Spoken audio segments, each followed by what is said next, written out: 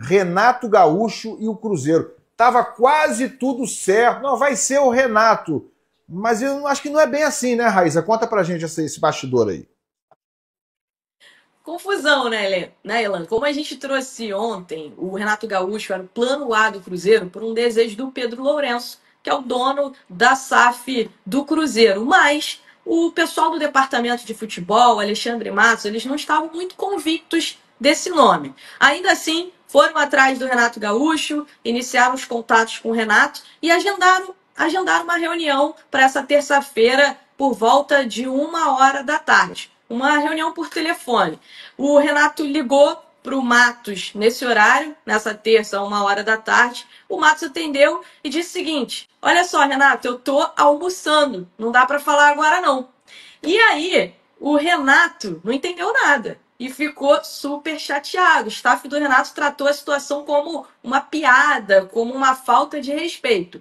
Já no lado do Cruzeiro, o Cruzeiro alega uma outra situação. O Cruzeiro diz que a pedida do Renato foi uma pedida muito alta e, diante da pedida do Renato, o Cruzeiro decidiu conversar com outros treinadores e está conversando especialmente com portugueses. Né? Foi atrás do Luiz Castro, teve uma consulta ali com o Luiz Castro, teve uma consulta também com o Leonardo Jardim, informação do meu colega Thiago Fernandes, e o Antônio Oliveira também foi oferecido ao Cruzeiro. O Cruzeiro está analisando as opções e meio que deixou o Renato Gaúcho ali de stand-by, mas o Renato não gostou dessa postura que o Cruzeiro teve e aquilo, negociação travada e nesse momento é muito difícil que ela seja retomada, tá? Agora tem uma coisa, né, gente? Se a pedida do Renato foi muito alta, como diz o Matos, o pessoal ali da diretoria do Cruzeiro,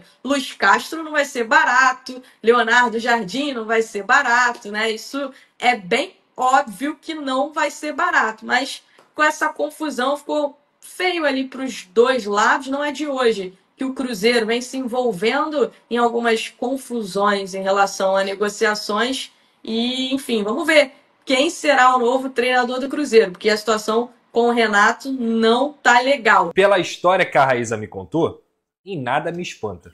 Nem se tratando do Renato Gaúcho, falando sobre, ué, tá maluco? Como é que você vai me tratar assim?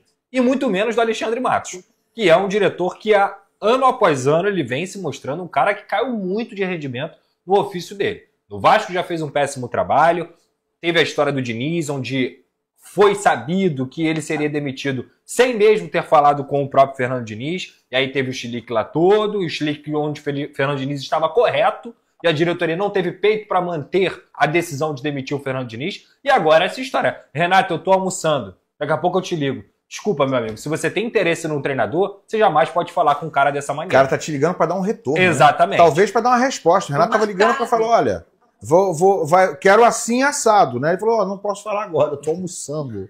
Olha só. Foi marcado, Fala, Raíssa. Fala, Raíssa. Era um horário marcado, né? O horário estava agendado. O Renato não ligou. Qualquer horário eu vou ligar logo na hora do almoço. Não, foi um horário que estava combinado entre as partes, que o Renato ligaria 1 hora da tarde para eles conversarem sobre a oferta do Cruzeiro, sobre os planos, enfim. E aí o Renato liga e a resposta do Matos é que ele estava almoçando e que não poderia falar naquele momento, que eles falariam em outro momento. O Renato entendeu que a reunião tinha sido cancelada e entendeu que foi uma falta de respeito, né? Já por parte do Cruzeiro, como eu falei para vocês, eles alegam que a pedida do Renato foi muito alta e o Cruzeiro decidiu conversar com outros treinadores no mercado, mas treinadores que não são baratos.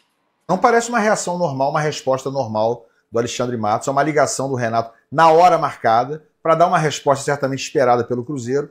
Ele dá esse tipo de resposta, eu não posso falar agora, eu estou almoçando, depois eu falo com você. Parece ser um sintoma de que o Cruzeiro não está tão fechado assim, ou tão decidido, ou pelo menos todos unanimemente decididos, a contratar o Renato Gaúcho. Fico com a impressão de que talvez o Alexandre Matos, ou alguém influente dentro do Cruzeiro, tem ele, tem o Pedrinho, tem mais gente lá, certamente, alguém não quer o Renato. Né? Tem gente aí, pelo que se sabe, querendo o Luiz Castro, por exemplo, no Cruzeiro.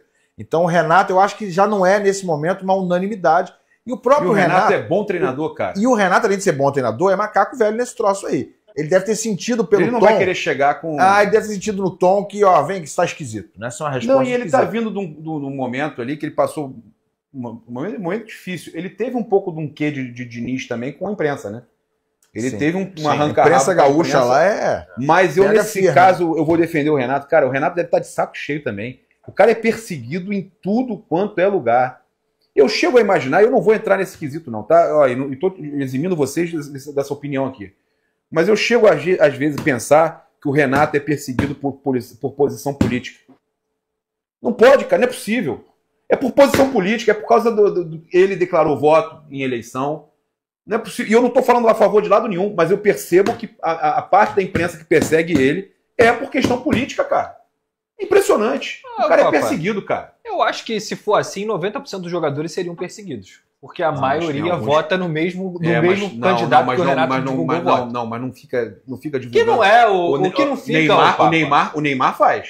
É que eu tô te falando. O que não foi atacado? Não é o Neymar, não. A classe de jogadores vota no mesmo candidato que o Renato Gaúcho. A maioria, não tô falando todos. São poucos, são poucas exceções que declaram que votam em um candidato, por exemplo, O Felipe Melo declarou. O Felipe Melo briga com a imprensa? Não briga nunca. Exatamente. Né? Pelo contrário, ele até saiu briga, agora mas meio que assim, ovacionado, é muito não mais briga pelo nada. jeito dele do que Cara, por opinião política. o Renato eu sou teve fã do embates, Renato, cara. Eu também sou fã. O Renato teve embates com a imprensa agora. Né? É isso Embates, aí. né? São coisas diferentes. Mas até o negócio ele tem passou do razão ponto. pra ele, tá? Mas ele passou do ponto, né? É. Ó, vocês sei onde estão os filhos de sei onde vocês. Não, vocês- mas eu não Aí senti não como dá. eu não senti como aquilo ali, eu não achei que fosse Não, uma ameaça. Gabriel. Eu não Os achei filhos aquilo de ali. vocês, ele passou Passira um sabe pouco onde estão dos os filhos limites. de Não, olha vocês. só. Que isso, cara? Eu entendi o que ele quis dizer. Ele quis dizer o seguinte: quando falam da forma que fazem com eles, com o jogador e com o treinador, ele quis dizer: nós também temos filhos. Vocês também têm, cara. Então, peraí, vou começar a expor vocês, porque vocês também têm filho, assim Mas como tá a gente certo tem. ele falar isso? Vou expor os Mas filhos ele- de vocês? Não, ele não falo de expor os Não, filhos, mas eu Vou começar a expor vocês, Porque começar a vocês- expor a vida de vocês, é também isso, têm né? vida pessoal. É isso aí, entendeu? Então só vale a vida pessoal do cara que é Mas famoso. ninguém expõe a vida pessoal dele. Bem, eu nesse Ele é que sentido, levou pro pessoal, ele é que leva eu as nesse críticas sentido pro eu pessoal. defendo o Renato. E acho que ele é um grande treinador. Eu acho que ele, por exemplo, no Flamengo, foi por um detalhe, tá? Ele montou um time muito forte. O Flamengo goleou muitos times. Teve um momento de baixa no Brasileiro e na Copa do Brasil, quando perdeu 3-0 para o Atlético Paranaense. Teve aquele momento lá que eu acho que ele foi injustiçado. Tira o Vitinho antes que ele faça outro, que fizeram essa leitura labial errada, que ele não fala nada. Como é que é o Alexandre trabalha com ele?